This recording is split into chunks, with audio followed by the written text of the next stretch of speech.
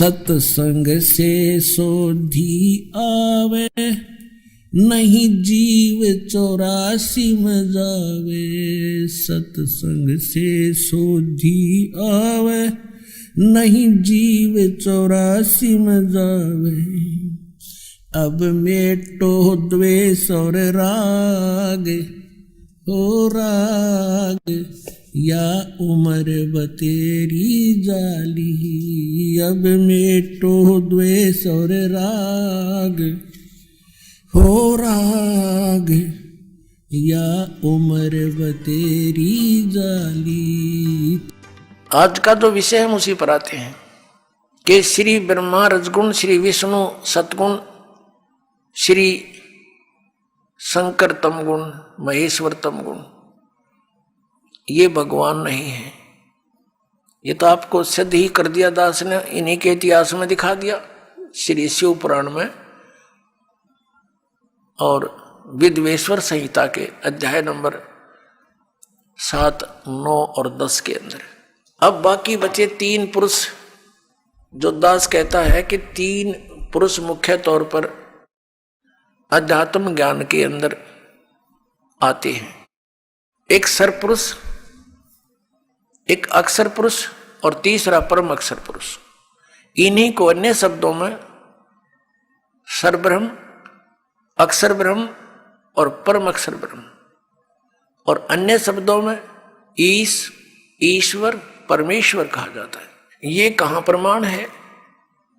अब दास ने ये तो प्रमाणित आपके समझ कर ही दिया कि हमने सदग्रंथों के अतिरिक्त अन्य किसी भी दंत कथा को स्वीकार नहीं करना है जो वेदों, गीता और सूक्ष्म वेद में प्रमाणित ना हो।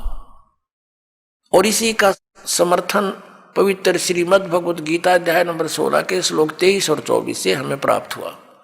तो इसे कंसेप्ट क्लियर हुआ कि इसके अतिरिक्त जो वेदों में वर्णित और गीता में वर्णित विधि है तो वो हमें मान्य है और वही हमारी मोक्षदायक है, कल्याणकारक है, उससे अतिरिक्त नहीं। अब ये जैसे शंकराचार्य जी और अन्य जितने भी हिंदू धर्म के गुरुजन हैं, ये श्रीमद् भगवद गीता को शिरोधार्य बताते हैं, अनमोल ग्रंथ बताते हैं और भगवान श्री कृष्ण जी द्वारा दिया गया एक अनमोल रतन बताते हैं। वास्तव में तो ये ज्ञान किसने बोला, इनकी बुद्धि वहां तक पहुंच नहीं सकती, क्योंकि जो बाल बुद्धि वाले हैं इनका तो कोई ज्ञान का सिर पैर नहीं है। फिर भी ये दास उसको समझाने के लिए पूरा प्रयत्न करेगा और सत्य है जो दास बताएगा वो फाइनल है, सदग्रंथों में प्रमाणित है। अब ये जाप करते हैं हरे कृष्ण हरे राम और कई तरह देरा देशा मिला दे, या ओम नमः शिवाय, और बाकी का आपको बताई दिया कि अयम ब्रह्म, अयम आत्मा ब्रह्म, या आत्मा ही ब्रह्म है। बता फिर क्यों डले डोरे हो? जब आत्मा ही ब्रह्म है तो बैठो आराम से। तो कुत्ते की आत्मा ही ब्रह्म है, फिर तो सैर से पट्टे करती फिर हवा। अरे हम यहाँ बुरा हाल हुआ पड़ा है, अज्ञान के कारण हम ऐसे आप दंत कथा बना बैठे, ना वेद ज्ञान और ना इनके पास कोई अन्य शास्त्र से परिचित, ये अपना दंत कथा बना रखी है। अपने आत्मा श्रीमद् भगवद गीता में जो विधि वर्णित है भगवान के स्मरण की, उसके अतिरिक्त जो नाम जाप किए जाते हैं वो शास्त्र विधि को त्याग कर मनमाना आचरण है, वो यूजलेस है। हरे राम हरे कृष्ण कृष्ण कृष्ण हरे हरे ओम नमः शिवाय आदि ये मंत्र व्यर्थ हैं। और बाकी ये ओंकार, अरंकार, ज्योति निरंजन, सतनाम आदि ये 5 नाम है, ये व्यर्थ है। अकाल मूर्त शब्द स्वरूपी राम सतपुरुष, ये व्यर्थ नाम है, ये मोक्षदायक नहीं है, ये उपमात्मक नाम है। उस सतपुरुष को तो हमने पाना है, उस अकाल मूर्त को तो पाना है जिसके गुण गाए जा रहे हैं। उसकी विधि प्रोसीजर अलग है उस परमेश्वर के पाने का। जैसे जमीन में जल है, पृथ्वी के अंदर जल है, तो जल पानी नीर, जल पानी नीर कहते रहो, लेकिन वो मिलेगा कैसे वो जल पानी नीर? उसका प्रोसेस न्यारा है, उसका प्रोसीजर अलग से है। हैंडपंप लगाया जाता है और तब वो जल पानी नीर मिलता है। ऐसे अकाल मूर्त शब्द स्वरूपी राम सतपुरुष परम अक्षर ब्रह्म जिसको हम खोज रहे हैं, उसके पाने की वे ऑफ वर्शिप सदग्रंथों से ही लेनी है, किसी की दंत कथा लोक वेद से नहीं लेनी। श्रीमद् भगवत गीता में 8वें अध्याय के 13वें श्लोक में लिखा है कि ओम इति एकाक्षरम ब्रह्म व्यवहारण माम अनुसमरण यह प्रयाति तजन देहम स याति परमाम गतिम। गीता ज्ञानदाता कहता मेरा एक ओम मंत्र है, एक अक्षर, ओनली एक ओम अक्षर है, नथिंग एल्स, और इससे वो परम गति होगी जो ओम से हो सकती है। ओम से कौन सी होगी? ब्रह्म प्राप्ति, ब्रह्म लोक प्राप्ति। और ब्रह्म लोक में गए हुए प्राणी भी पुनरावृत्ति के अंदर है। ये खुद कहता अर्जुन तेरे और मेरे बहुत जन्म हो चुके। गीता ज्ञानदाता कहता है तू नहीं जानता मैं जानता हूं। तो ओम वाली गति भी श्रेष्ठ नहीं है। इसलिए 7वें अध्याय के 18वें श्लोक में गीता ज्ञानदाता ने कहा है कि ये सभी ज्ञानी आत्मा है तो उद्धार परमात्मा के लिए समर्पित हैं, लेकिन ये मेरे वाली अनुत्तम गति में ही आश्रित हैं। ये मेरे ओम नाम से मिलने वाली जो परम गति ब्रह्मलोक प्राप्ति है वहां तक जाने के ही साधना तक सीमित है। वहां गए हुए प्राणी भी फिर जन्म मृत्यु में आएंगे, इनको परम शांति नहीं हो सकती। परम शांति के लिए तो उसने कंसेप्ट क्लियर कर दिया है 18वें अध्याय के 62वें श्लोक में कि अर्जुन तू सर्वभाव से उस परमेश्वर की शरण में जा, उसकी कृपा से ही परम शांति को और सनातन परम धाम को प्राप्त होगा। मेरे साधना से तुझे वो गति नहीं हो सकती जिससे परम शांति और सनातन परम धाम यानी सतलोक प्राप्त हो जावे। उसके लिए इसने कंसेप्ट क्लियर कर दिया है कि मैं नहीं जानता, उसके लिए तत्वदर्शी संतों को खोजो। चौथे अध्याय के 34वें श्लोक।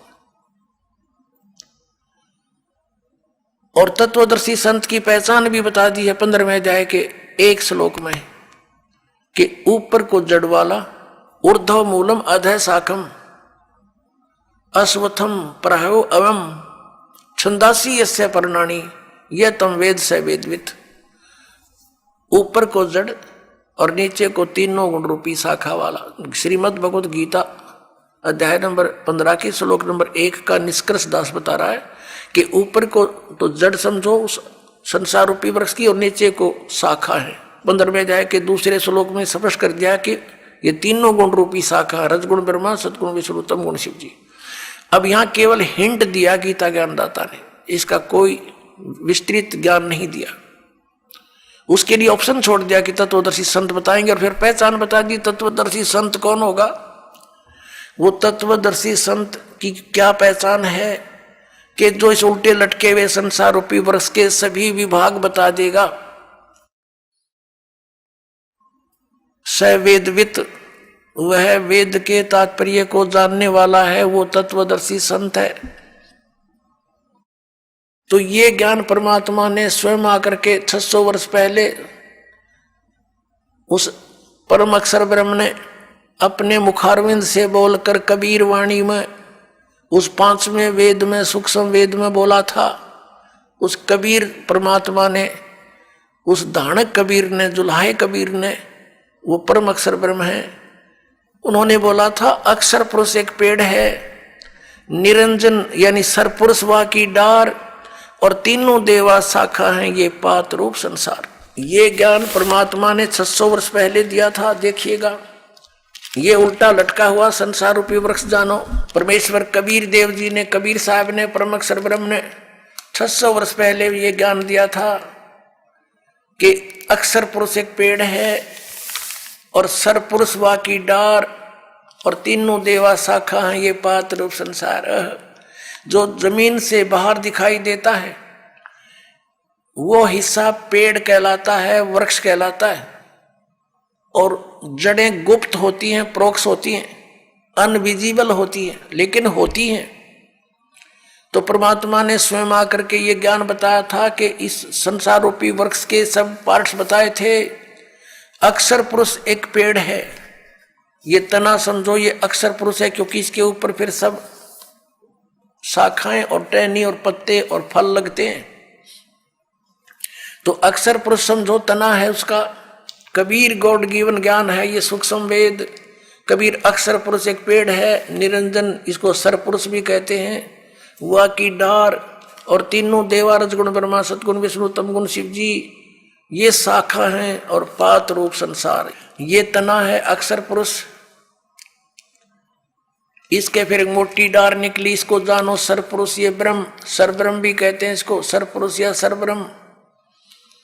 ज्योत निरंजन भी इसी का इसको कहते हैं, काल भी इसी को कहते हैं। और इसकी 3 शाखाएं फिर निकली, रजगुण ब्रह्मा, सतगुण विष्णु और तमगुण महेश यानी शिव, और पात रूप संसारे। और ये जड़ कौन है? ये परम अक्षर ब्रह्म है, ये पूर्ण ब्रह्म परमेश्वर है। ये कौन है? अब ये इधर पता लगेगा ये कौन है। ये पूर्ण ब्रह्म कबीर साहब, ये कबीर देव हैं, वो काशी वाले कबीर जिसको जुल्हा कबीर धानक कबीर एक कवि की संज्ञा दे के छोड़ दिया था। ज्ञानता से लाल को एक कौड़ी मान रखा था। इस दास ने इस लाल को परखा है और आपके सामने रखा है। अब यहाँ प्रसंग आया है कि जो उल्टे लटके हुए संसार रूपी वृक्ष के सर्व विभागों को भिन्न भिन्न बता देगा। स वेदवित, वो वेद के तात्पर्य को जानने वाला है, वो तत्वदर्शी संत है।